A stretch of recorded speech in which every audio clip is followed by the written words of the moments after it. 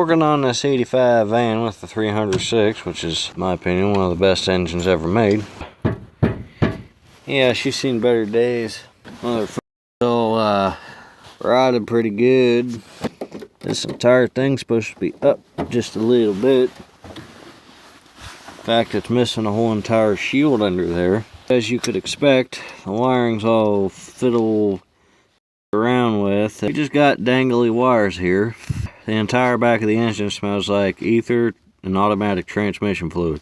Well, this here transmission says 64. I'm not exactly sure what the hell that means.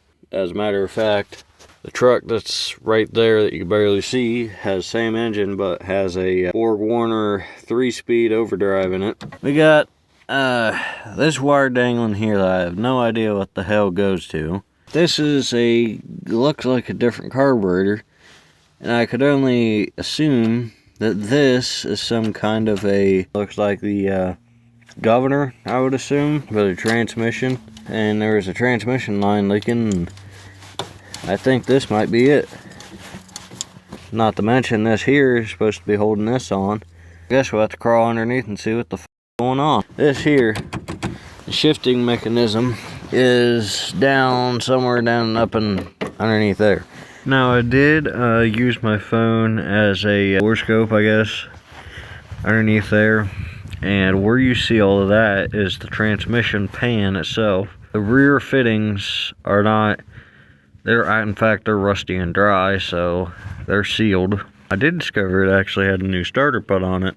Looks very new. There's a lot of wet spots on the front, rear, and bottom of the pan, and so that leads me to believe that there's a regulator that, of course, has a line going to it underneath there that would be leaking. We're gonna have to investigate that. As you can tell, I'm not in a very good spot to do that right now. I am noticing there is a leak up there in the suspension. The beams is just dripping off, so that either could be water, which stuff is thawing out and melting off as of right now, but it also kind of looks green, so it could be antifreeze, which I'm going to investigate that right now. Somehow, some way, somebody put what it appears to be some kind of Bondo, put it onto this tap. I mean, I don't know why, but there's also, I think, this breather, which this is the second main for the pump.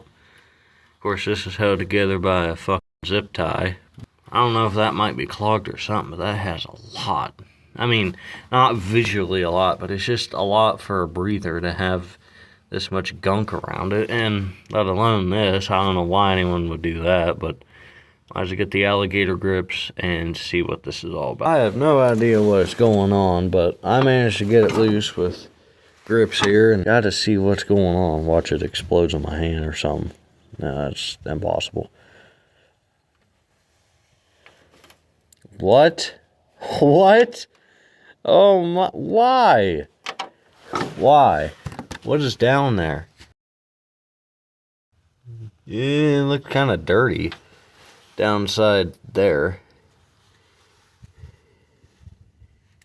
Why though? Why? That's a brand new seal, because I know my truck is very dried out, but why? This just doesn't make sense. Oh, I see. It has a little. Yeah, well, I have to scrape that off. That's unnecessary to have that on there. That's a better cap, if you ask me. Dug everything out of the grooves and whatnot.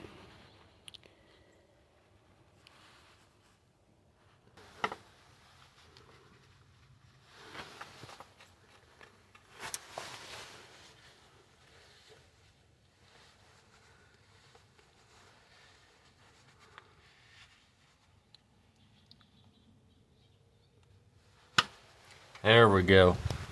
See what the issue is under here. Looks very watery, so it's coming down from up there. So you can see. And that's where it's coming, right here. Smells oily. Then again, my Fingers have been in everything but water. The cap here, that's weird. Maybe that's the way that's supposed to be, but I'm not sure because 306 Ford up there. This, of course, this here, and somewhere up here and down there has grease fittings on it, so. Well, it appears that it is down around in here somewhere because these lines are very messy, all dry. I can't go any further than that. That's sounding very sus right now, but that there, let me try and point it out. All that stuff down in there, that I believe is part of the IGR, or I think EGR. They're both two things on here. I think that would be the EGR, and then the one on the upper part, that's the IGR, and they are all controlling valves for the emissions that was very highly unnecessary back in the day because they really did absolutely nothing, and they draw 10 horsepower away from your engine. So, and here's the bracket, but the smog pump, there's a smog pump off of my truck here. And I know how to reroute it, and I did it right, and it ran pretty good. First ran like crap, but after you adjust it, it works just fine. But this has a little bit of a high idle to it. It doesn't run bad. It just has a high idle, and right here with this bracket, this is where the smog would have set at, the smog pump, right above the alternator. Or, yeah, alternator, I was about to say generator. I guess we could rule out maybe, since I'm getting cold and it's like dropping down to 25 degrees right now, I'm thinking about just holding that off and taking a look at it tomorrow to see if it still drips or leaks or whatever's going on down there. So, very hard to see. So, wait till it's brighter outside tomorrow and a lot more warmer and I'm filled up with food.